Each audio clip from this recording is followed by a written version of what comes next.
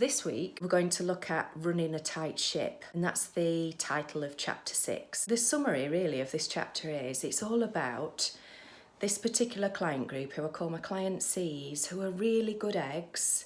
They work really hard, they put everybody else before themselves.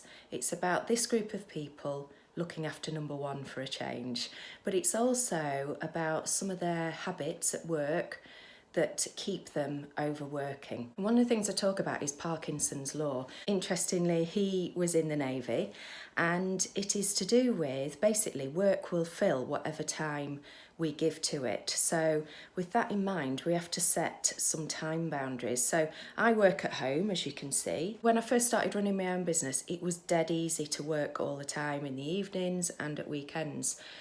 And one of my physical boundaries is when I'm done, and I shut the door. So that's an example of one of the time boundaries that I set.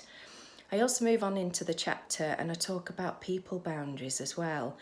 Because again, the challenge with good eggs is that sometimes people take advantage of them. And so because of that, they need to have strong people boundaries. And the first step to this is to raise awareness of the sorts of people who cross your boundary or people that you find difficult to deal with. So take, for example, I know on my list are people that are selfish. It's kind of a one direction relationship.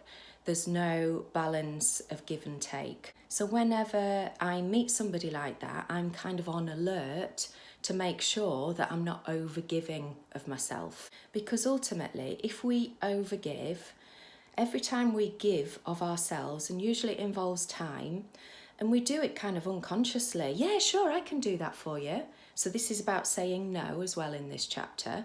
But every time we say yes to something, we're saying no to personal time. And that's going to become really important in chapter 9, because one of the antidotes to being either a workaholic or imposter syndrome is to make sure that you value yourself and that you allow yourself time for you. Also in this chapter, I cover your production line. So I talk about a metaphoric production line. So this is everything that we have to do. So again, every time you say yes, that item has to go onto your metaphoric production line. And you've then got to manage it, haven't you, until it comes off at the other end.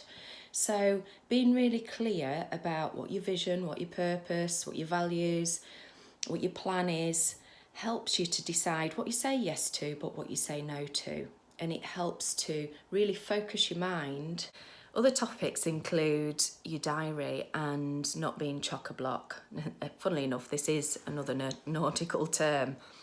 But how often do we, just say yes to all these appointments and meetings, and then before we know it, we're running back to back with things. And again, this is where, in order to run a tight ship, sometimes we've got to say no to things.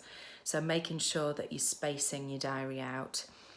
And then finally, one of the things I talk about is sometimes we need a bit of a rebrand. And I know when I work with clients, they look at me in horror when I say this, that we're used to rebranding businesses, but sometimes we need to rebrand ourselves because people get used to treating us in a particular way. And never forget, years ago, I'd got two bosses, let's call them Bob and Ben, and they operated completely different strategies. With Bob, you would never give him a job that wasn't his. With the other guy, you could absolutely take as much time as you want. And do you know what? It made him work hard. It meant that he said yes to lots of things that he shouldn't have been doing. And this is how we end up not shining. So our dull is shined because we've got so much on our production line. So some questions for you to consider thinking about Parkinson's law. How full is your diary? Remembering that work will fill the time you give to it. What you actually doing with your diary? Is it chock-a-block? Could you do to be spacing your meetings, your appointments out a little bit more? Keeping in mind that knowledge workers only have 4 hours of work in them, and the rest of the time, so that's when we're in concentration mode, the rest of the time we need to be doing mundane jobs. Thinking about your people boundaries and also your time boundaries. What rules do you need to be making up for yourself in terms of how you manage those? and then thinking about whether you need to rebrand yourself. People get used to treating you a certain way because of the vibes that we give off. So be more like Bob. Bob would never take a job that wasn't his. Okay, I'm going to sign off now, wishing you an absolutely spectacular Christmas and New Year. I'm going to be off for a couple of weeks now, and see you in 2020. Bye.